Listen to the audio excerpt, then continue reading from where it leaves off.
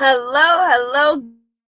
Good morning, good afternoon, good evening, wherever you are in the world. This is Coach Tiffany Parra, editor-in-chief of Phoenix Fitness Fanatics magazine, elevating your mind, body, and spirit. Today is Fitness Friday. We are about to have an amazing Fitness Friday conversation with some of our wonderful contributing writers. We are talking about the art of mindful eating. So go grab those pens, those papers, and get ready to take some notes, y'all, because you are in for a treat here. So let me go ahead and bring our ladies on in. Hey, good morning, Teresa. How are you? I'm good. Good morning, everyone. Thank you for joining us. Hey, Audrey Link in the house. Hey. Hello, everybody. And we also have Coach Felicia in the house as well. Good morning. Good morning.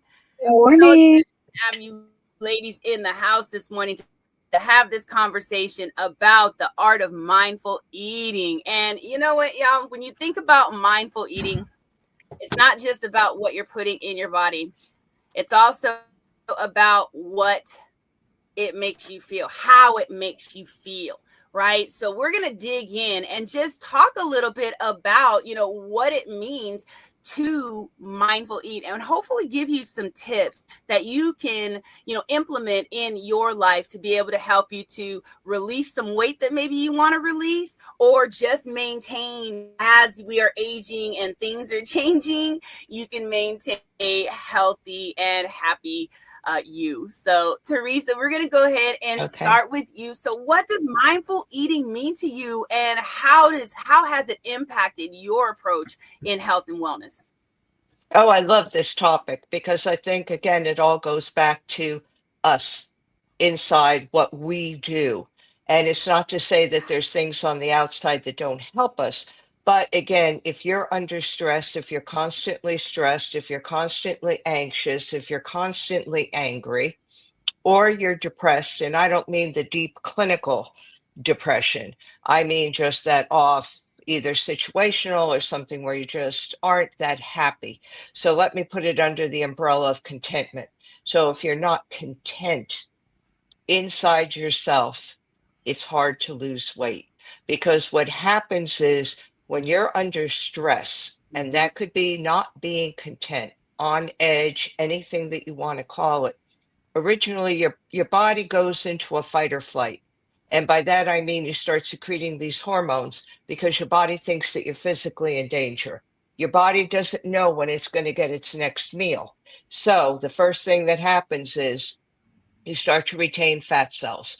You start to retain calories. So at that point, you could go down to eating 500 calories and not lose a thing because your body thinks it's starving. Your sugar goes up because your body thinks it needs fast energy to run, to fight, to get away. Body doesn't know that it's just in our mind, emotionally, that we're dealing with things. So all these things are counteractive to weight loss. Then what happens is cortisol takes a big dive. And when Uh-huh. cortisol then takes a big dive, then you get more anxious, you get more depressed, more unsettled. Then your thyroid has to work harder. As your thyroid works harder, the thyroid also helps regulate weight and appetite and all that. And it can't do it because now you're stressing that out. You're stressing out your pancreas, which 9 times out of 10 times over the course of about 5 or 10 years, now you become diabetic, which is its own problem in itself. Then your pituitary gland Right. gets Mm-hmm. involved. And the hormones get all screwed up, female and male hormones.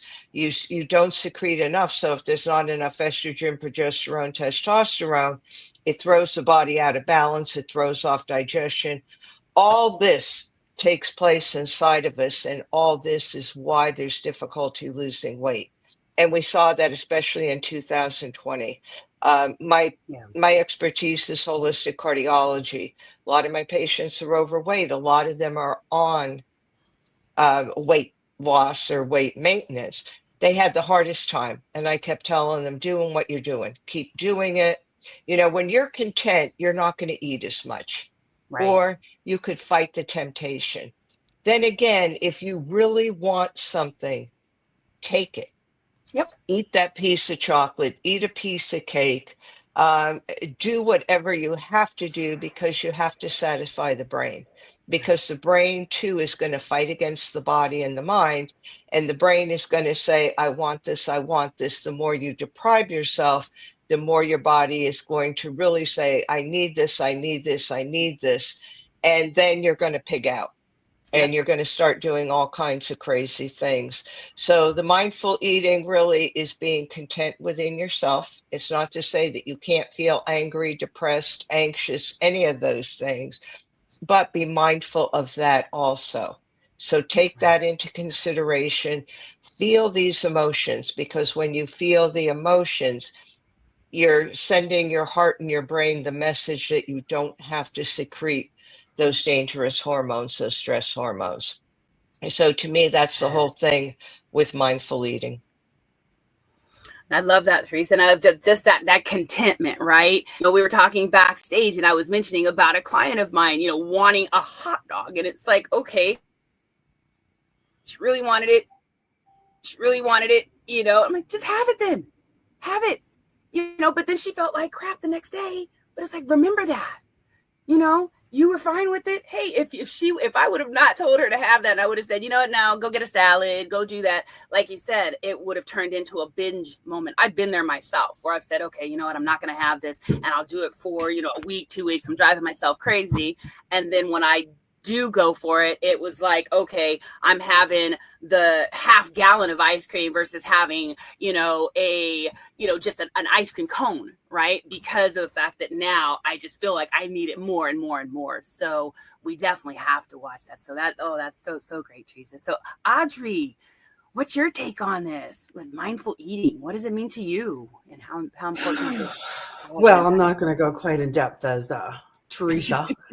For me, it's just as simple as watching what you put in your mouth, knowing that nutritional stuff is better than the crappy sugary stuff. It depends on what your body wants at the time, So yeah, if you want that sugar, maybe instead of eating the whole bar, just take a piece and put it away. Right. So yeah, it's kind of the relationship as well. Like you got to enjoy what you're eating, and like you're saying, if you eat that whole chocolate bar and you feel like crap, that you're just going to take a little piece of it next time instead of the whole thing.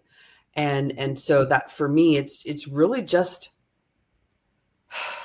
being mindful there of what you're putting in your mouth, and being easy on yourself. If you're stressed and you're eating that chocolate bar, don't stress yourself out after you've eaten the chocolate bar, because then you're just going to go down that little slippery slope kind of thing. So for me, it's go easy on yourself and just be mindful of what you're putting in your mouth. Awesome. Thanks, Audrey. All right, we're going to come down to you, Felicia. What does mindful eating mean to you, and how has it impacted your approach to health and wellness? Yeah, it really makes me reflect on, I guess, when I was really first coming to, the idea of getting healthy, right? Because I think we all think we're doing our best at the time, which we are, we're always in our best at the time of current and present time. So, but it makes me reflect back to when I was first diagnosed with PCOS and I was having trouble losing weight. And I was in college, going to college full time. I had gotten my full time job, which then had mandated overtime, and taking full time classes. I also had boyfriend at the time who wasn't contributing as great. So then I became the overworker or the overdoer in that relationship. And so I specifically remembered this time when I was rushing, and I was like, oh, let me go to McDonald's, and I'm eating while driving, and I'm feeling all stressed, and and it just makes me think back to that, how often we're all doing that, rushing from one thing and trying to multitask. And it took some time, for that transition, but ultimately I ended up realizing like I did, I would have stomach aches or bloating. I would just have a lot of uncomfortable feelings like you were describing with your client that had the hot dog, right? Yeah. Yeah. And with that, that's where I feel like the mindfulness kind of came from.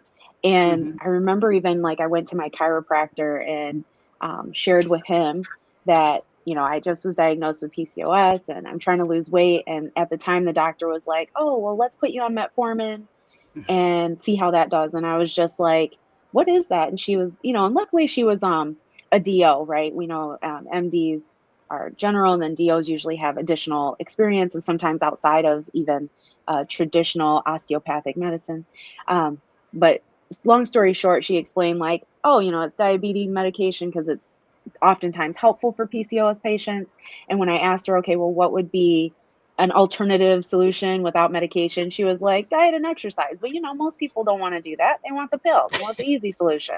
And I Right. appreciate that she was so transparent with me, because I said, well, I'm not that person. I want to do it in the more holistic way. I said, because I've witnessed, my mom dealing with medications and various family members, that I just don't want that to start now, because that tells me, longevity wise, I'm going to be on that for the rest of my life, which ultimately depreciates my longevity. So my chiropractor actually challenged me and said, how about you just try not eating out for a period of time, like just give it a week.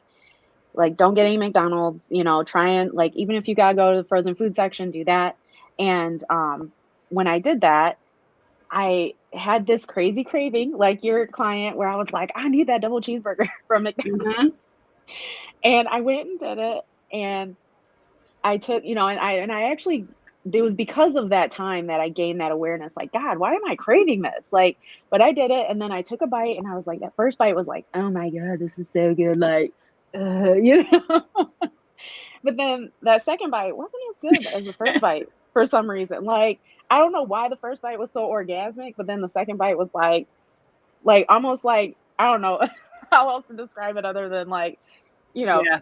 maybe the first time, having intimacy with somebody and you're like, it was a letdown. That's kind of what it felt like. That second bite. And then third bite, I threw up. Oh, wow. And yeah, like my body fully rejected it. And so that was really like, I guess the trigger for me that really was like, oh, dang, I really need to pay more attention to this. Mm-hmm. And so I guess that, that journey is kind of like what that mindful eating experience, like what was my triggering or turning point moment for it. Right. Wow. And that's just so crazy that your body actually like rejected it, and a lot of times when we are more mindful about what we're putting in our body, if you do go back to, some of those old, bad habit, things that maybe you ate, like, I like Oreos, for example. I used to absolutely love Oreos. And if I eat an Oreo today, I can taste the chemicals in it, and it will immediately make me have that feeling of having to just throw up. I can't even do it. It's just your body will start to change. Exactly. It's amazing how that transformation happens. And it's not like I really did anything, I simply just stopped for a period of time and then went back to it. And I was like, my body said, get that. Like, it kicked it out. There was no conversation. I didn't have an opportunity to even think about it. I opened the car door and was like, ah, and then, threw that away and was like, well, I guess I'm going home to make that burger myself. That's right. Well, this is good stuff, ladies. So look, we're going to cut to a quick commercial break. While we do so, everybody, I am sure that you have someone that is out there that is interested in learning about how to mindful eat. What is the art of mindful eating, right? So go ahead and share this out to your friends, your family, and let's get some more people watching, and let us help you balance that mind, body, and spirit. We will be right back, everybody.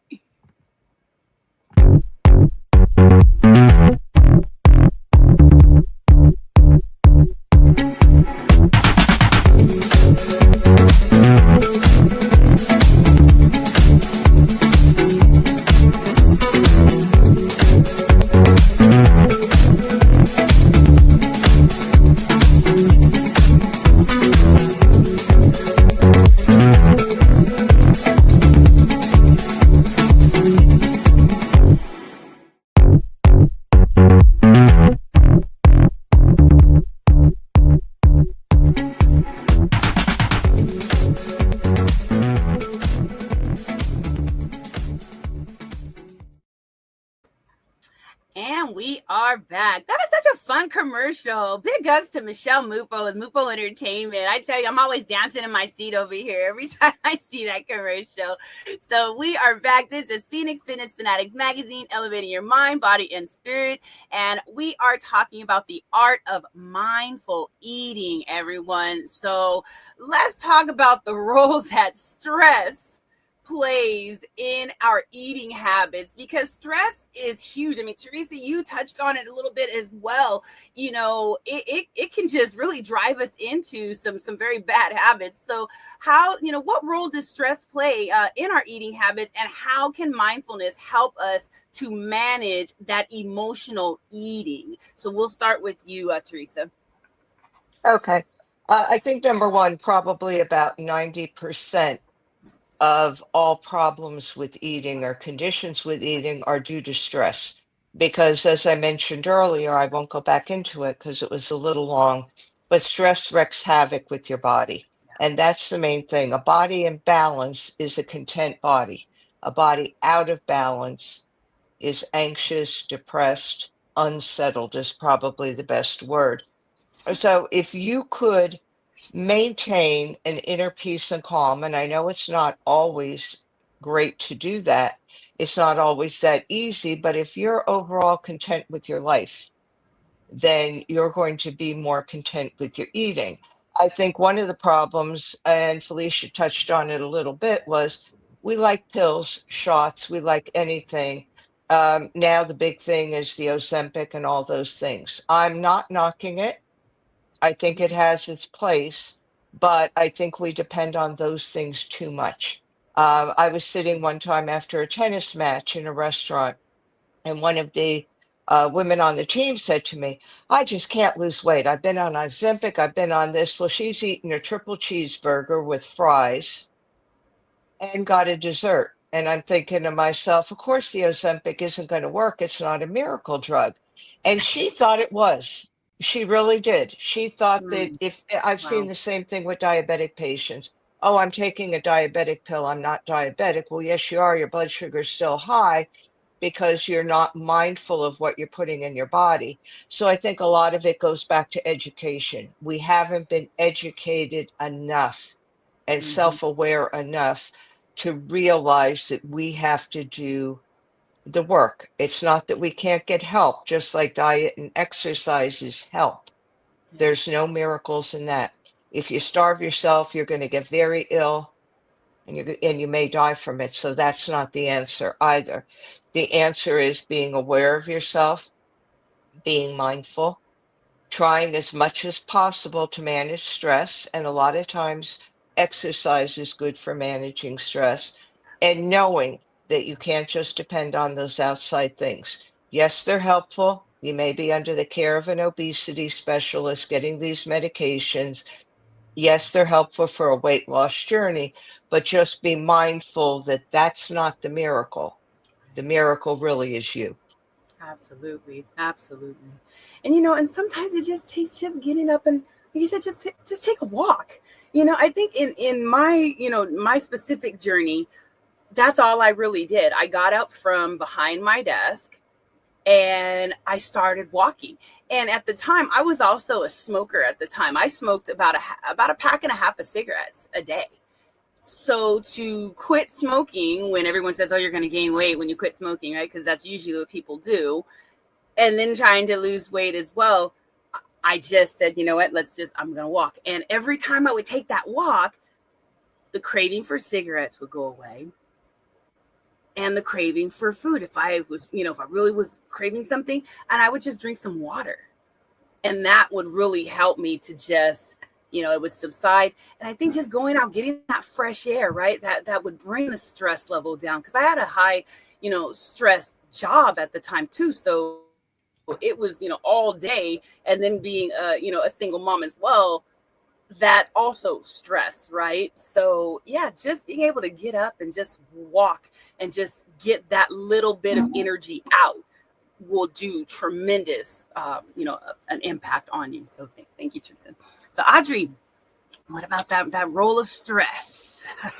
Yeah. So, you know, it's it's not only stress, it's any emotion. So if we're bored, we're lonely, we're sad, and then stressed, especially when in our days, like you said, you were busy, had a stressful business or whatever, that demands a response. It always demands a response. Our emotions demand something, and we take action. And if that's grabbing for something that's not good, just because it's there, right? If you have an apple and you have a chocolate bar sitting beside each other, we're probably going to take the chocolate bar, right? Mind you, the two combined is really good, but we're probably going to just grab the chocolate bar because it doesn't take as much, chewing power or whatever, and it's just fast, and it helps our emotion kind of go down. For me, I used to, I never had a hard time gaining weight. Because I never did. I never gained weight. And when I was young, I was really, really active. I did everything outside. I'm a farm girl, so I did all the farming stuff and whatever. And then I had a cleaning business, so I would always be very, very active. So I never gained a lot of weight, and I could eat almost anything, right? So when you're young, you go and I'm looking at our panel here, and I'm like, yep, we're at a little bit of an older age right now. So, gaining the weight is like, we have to watch what we do. And that's where the mindfulness comes in. And so now I notice that maybe I'm in the front of the computer a little bit more. And I'm not as active as I used to be. So, all of a sudden that little bit of weight catches up because maybe I'm, picking on the wrong kinds of food. So it is having the right kinds of food. And so for me, sitting in front of the computer here now, I make sure I have an apple, a banana, or, some vegetables or something to picky eat, because maybe I'm like trying to figure something out. And I'm like, so then I reach for something because our emotions demand an action, and there's got to be an outlet somewhere, right? And if I'm sitting beside the computer, I can sometimes just get up and go out for a walk, right? So there's an action. Or maybe I can do a push-up or two, right? Or maybe I can play with the dogs, or but sometimes it's grabbing something, and having something that's healthy rather than non-healthy beside it, just to snack on. For me, that's how I kind of manage the stress and the overeating at this stage of my life. Yeah. Right. And I think and we have to like pivot and tweak it and everything, right, as we go, because it has definitely changed. But I love what you said, like keeping the healthy snacks close, right? Because when we get into the next question as well, after we hear from Felicia, that's something that's a tip. That's something that you can do. It's an actionable tip that someone can put into place to be able to start, getting those results right away. So Felicia, let's talk about the role that stress plays with our eating habits, and how can mindfulness help us manage those emotional eating? Oh yeah, I love this question because, I feel like I have a lot of experience with this, I guess. As you heard with my like kind of early, I guess, initiation into being more healthy and mindful. I even think about, some years after that, my mom had passed away in 2018. And cravings, as Audrey was kind of alluding to, mean something. There's an emotional response behind that. And so now when I crave certain things, I really ask myself, like, why are you craving that?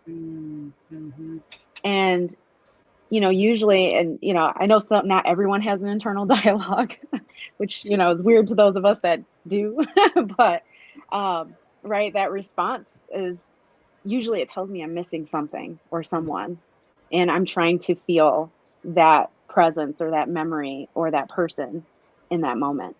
And so that first year after my mom passed away, I had cravings of, Dairy Queen ice cream with dipped in cherry, because that was something that her and I would do. We would go to Dairy Queen and get that particular ice cream. But then that wasn't enough. My mind said, no, we need the more meaningful ice cream. We need this one from this specific ice cream shop back in Jackson, where I'm from. And it's this lemon hard serve ice cream, because that was a treat that my mom and I would specifically go and do at times. So it's things like that, like sometimes it's not necessarily the treat itself, but it's your body kind of bubbling up something to say, hey, we need you to deal with this or think about this or be in this moment. And so I would still go do it, because just the taste, the smell, all of those things, right? Because it's just such a visceral experience. And so, maybe I'm crying, maybe I'm laughing, but as I'm eating it and I'm closing my eyes and allowing myself to feel and experience, it brings up certain memories or moments that are just, I can't have without that thing, that triggering item, And so now I really welcome those cravings. Now, initially in grief, right? Because grief is a roller coaster in all itself, right? Talking about how that affects us. But it's almost like the experience of crying, like going through those steps, allowing yourself to go through the emotions allows you to really alchemize, and it really empowers you more than you realize if you don't resist it. That just going through and having that is like, it's like taking that deep breath that you couldn't get without it, like you're almost suffocating until you finally take that breath or eat that thing. And so I guess that's really like my advice or thought about it is like, yeah, I get that we're stressful and we have stressful times, but if that stress is there and we're just distracting ourselves from it, we might need to sit in it for a minute and just really acknowledge, like, what am I feeling right now? And why am I feeling that? And just that awareness alone can already like alchemize those stressful emotions into a sense of, I guess, presence and peace. Even kind of like an emotional rebirth for some, at least for myself, I guess, speaking for myself, that's how I experience it. And then now with my little one, I feel those triggers are sometimes the opportunity to bring those memories or share those memories with my little one, since she won't have that opportunity to meet grandma. Right. I love that. Thank you, Felicia. Yeah. Right, everybody. So look, we are going to cut to another quick commercial break, and then we're going to talk about some simple, actionable tips for someone that is just beginning their mindful eating journey. So we will be back, everybody.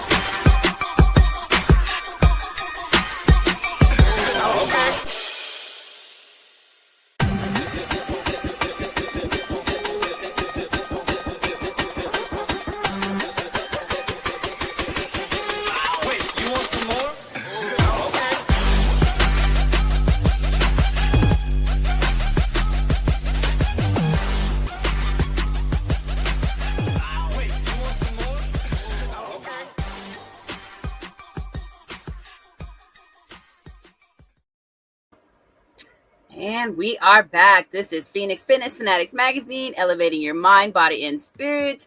And I forgot to say, we are taking center stage on the Own It publishing platform, the Own It magazine and publishing platform.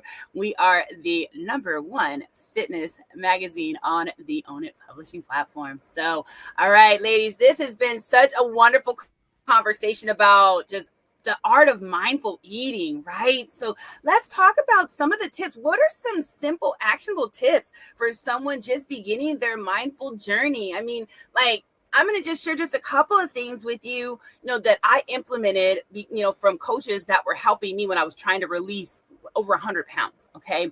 they said when you're in your kitchen, right? Because everything's, if it's all right here and you can see it all, you're going to grab for it, right? So all those things that are, the bad items, right? Because when you're on a journey, sometimes the people in your household aren't necessarily on the same journey, right? They may not want to lose weight. Maybe they want to gain weight. Like I know my son through my journey wanted to gain weight. He's like, Mom, why are you taking all these things away? But I had to put them up higher in the cabinets so I didn't see them. So I didn't think about them. And I put all the things that were good for me, all of my supplements and all the things that I needed to take and I needed to implement, I put them at that eye level. And that right there was such a game changer for me. And then also implementing a food journal. You want to write it down. Write it down. And when you're writing down all the things that you're eating in a day, you can also track the emotions as well. I was able to go back and like, oh man, I ate that. Okay, what was going on? Oh, I had this deadline. Oh, I was fighting with, my mom, my sister, my husband, whatever, right? At the time, boyfriend. But I could follow that. And then I could say, okay, how could I have changed that situation? Maybe I reacted wrong. And how could I do that? So that really just put me on a whole different journey of really regulating my own emotions is what it did for me with the food journal. So if you guys are looking for a serious change, write down everything that you eat. You're going to see it's an eye opener for you. So Teresa, let's go to you. So what are some simple actionable tips for someone that's just beginning their mindful eating journey? I would say number one, be compassionate with yourself. Don't expect miracles. If you eat something that you weren't supposed to eat, okay, there's always another day. I would say instead of really dieting, to really eat half of what you would normally eat. So this way you're eating the food you like, you're not depriving yourself, but you're only taking half of it. So that would be my strategy. The other thing is you said food journaling. That's very important to write down everything you eat because I know I did that myself and I was shocked at how much I was picking at little things, like a little bit of this, a little bit of that. At the end of the day, it definitely all adds up. And then journaling or venting if you have a friend or somebody you could vent to about something or journal. This is the way I'm feeling. Again, even when you look at your journal, you could then look at what you were eating because 9 times out of 10 the way we eat has to do with the way we feel. And I'm not saying that there aren't people that don't have medical problems. Some do. There are some problems with obesity or conditions, I should say, where it's either a thyroid, a pituitary gland. Sometimes it has to do with other regulatory systems, but that's when you're under the care of an expert that could help you with that. So again, just be compassionate with yourself. Write down everything that you eat, even if it's just, I took a piece of candy, or I did this, or I took something, a piece of popcorn. That all adds up. Journal or vent. If you have a close friend, somebody you could vent to about stresses in your life, find time during the day, anytime during the day to be quiet, 5 minutes with yourself every day, being mindful, getting to know yourself, getting a relationship again with yourself also helps you because once you're aware of yourself, you're aware of what you're doing. A lot of times we go on autopilot. And if Yeah. you ask somebody what they ate, they can't even tell you because it's like driving. You get to your destination, but if somebody asked you the actual route you took and how long it took you to get there and what the street sign said, most likely you wouldn't even know. So, we have to, all of us have to get off autopilot, and that's just sitting with ourselves, being mindful without distraction, and developing a relationship with ourselves. Yes, love that. Thanks, Teresa. How about you, Audrey? What are some simple, actionable tips that you can give someone? Yeah. So the first one is definitely the same as Teresa's. It's be gentle with yourself. This is a marathon, not a sprint. to the finish line kind of thing. So take your time. The next one is slowing down. Like our days just go, go, go, go, go, go, go, right? And we are actually human beings, not human doings. So slow down and just be sometimes, right? And that can then even stop some cravings if you're like, why am I in this, right? One of the other things is know your hunger signs and your emotional hunger signs. They're different, right? So you're like, am I really hungry or am I just in the emotion at the moment kind of thing? And that kind of then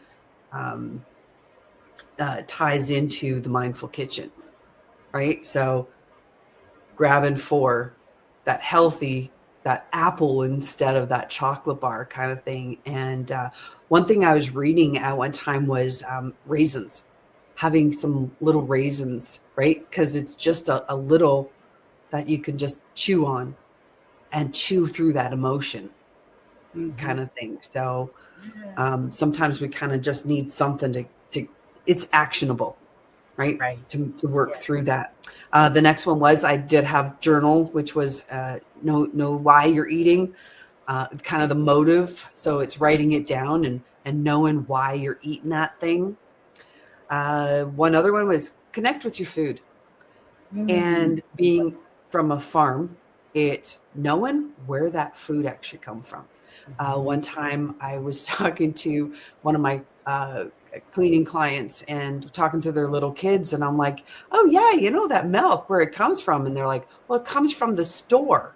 And I'm like, oh my gosh, girly girls, it comes from a cow, which is like, and I look at mom and I'm like, okay, you need to know where your food comes from, right? It just doesn't come from a store. So you got to connect with your food. You got to know the work that it took for that food to get to the store. And then that creates that personal connection with your food, right? Like going out to the garden and picking that lettuce or picking that spinach, right? What did it take for that spinach to grow, kind of thing. So it's really connecting with your food. And the last one I have is attending to your plate. It's you're there eating. It's not eating and writing in your journal. It's not eating, and it's being mindful of being right there present with your food. I struggle with that one, just saying. But I know when I'm sitting there and I'm actually sitting there with my plate, that is enjoyable for me. Nice. I love it. Thanks, Audrey. All right, Felicia, what are some simple, actionable tips for someone that's just, beginning on their mindful eating journey? Yeah, I love everything Teresa and Audrey said. I fully agree, and I'm on board with those. The additional ones I'd like to add is accountability. Huge. Because it made me think about, that was kind of part of what like kind of inspired me to like be a health coach, right? Like be the change you want to be. So that's kind of where this launched off a little bit for me. And so I was posting about like what I was doing to be healthier and to be better. And that felt like my sense of accountability, because then friends and people that were a part of my groups and watching me were like, hey, how's that going? And they'd check in and things like that. So I became known in my community as like the healthier person, or oh, if you're trying to lose weight or get healthy, talk to Felicia. So that made me think of that, just kind of hearing what Teresa and Audrey were saying. And then I love also being present, being present in that moment, like Audrey says. And that made me think about then also thinking about who you're around. Because just even thinking about my situation currently. So during the day, my little one and I will eat together, and we eat with no TV. We sit and we just talk and engage each other and we eat. But then when my husband's home, he wants to have the TV on and he wants us to like be watching that.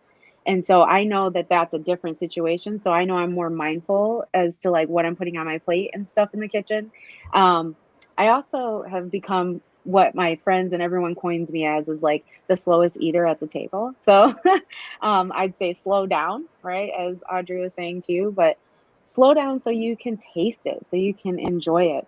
I realized this because I was out with a group of friends and one of them literally said, okay, let's be on Felicia's pace because we all eat too fast. And, I felt kind of called out like, well, dang, but it's because I'm usually like engaged so much in conversation and enjoying, right, the oxytocin boost of the people I'm with more than I care about eating, that like I eat. And then once I feel satiated enough, I start engaging, and then my food might get cold and they're like, whereas they're just gouging, and they even say like, I just can't help it. I'm used to doing that. Like one of my friends is a military vet. So she was like, we only had 10 minutes, for anything, whether that was showering or this. And I'm like, well, no wonder, you've kind of had thyroid issues, right? Because you were in a constant state of stress, and for years. But yeah, so I would say, just kind of summarizing: accountability, find that person that you actually want to share your successes and wins with, that will always support you and won't make you feel like crap if you make a mistake because they've been there too. Being present, present for yourself in that meal, slowing down, but then also being mindful of like who you're around and how they will influence the way you eat. Because another thought I have with that is, and I know she means well, but another girlfriend of mine would say, like, let's say we were at a potluck and, she knows I'm mindful. So I'm like, oh, I want this, I want that. Oh, I'll have a little bit of this. And she would say, oh, girl, you can afford to eat more, And so she's like trying to put more on my plate. Like, you can afford a little extra weight. And it's just like, hold on, back up here, like, I'm eating the way I want to eat because this is the way I want to eat. Like, just kind of back off, So, being mindful of that, like, just helps you prepare on how you'll handle situations like that. Because, while I remember her saying that, I've had plenty of people say that to me. Just, because that's their mindset. And so, like, I guess one last thing related to that is also being mindful of what you've been programmed. Because that person then made me think of my mom. And when I started to lose weight, because, right, I was like 100 pounds heavier, my mom was at some point was just like, honey, are you okay?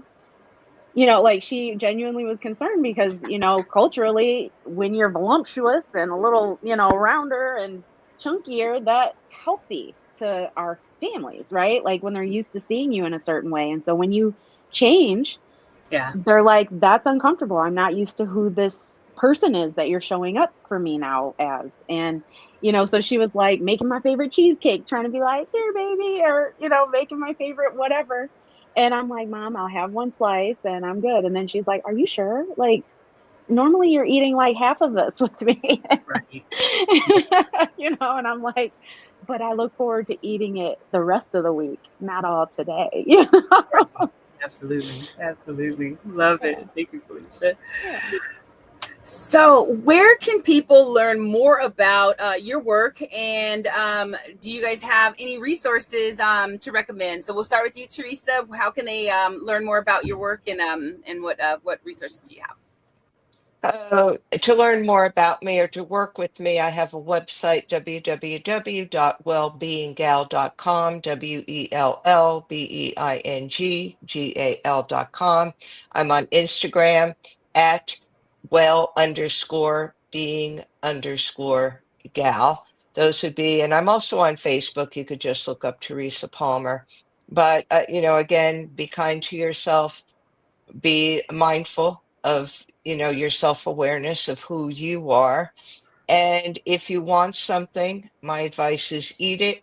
Just eat half of what you would normally eat, and know that nothing happens overnight, that this is a journey. We're all on a journey, and enjoy the journey, be mindful of the journey, and know that things take time, so don't give up. Awesome. Love it. Thanks, Teresa. Audrey. Yeah. So my website is my name, audreylink.com. Go there. I'm going to have a bunch of resources on there. My best way is to connect with me on WhatsApp at 780-202-0649. And I am on Facebook as well with my name just spelt like it is. And some resources that I have, are some metabolic, a metabolic course. So it helps you work through your metabolism and how that can help with the stress. And then also, Audrey, as well, some of the products with the essential oils, I think, could also help people with the mindfulness, because that was one thing I did not mention, but I would have diffusers all over the place as well with various smells that would help me to get through, some of those cravings and different things as well. So being an aromatherapist, you could definitely help individuals in that way too. So I just wanted to mention that. So thanks. Yeah, absolutely. Thanks. All right, Felicia. So where can people learn more about you and your work? And do you have some resources to recommend as well?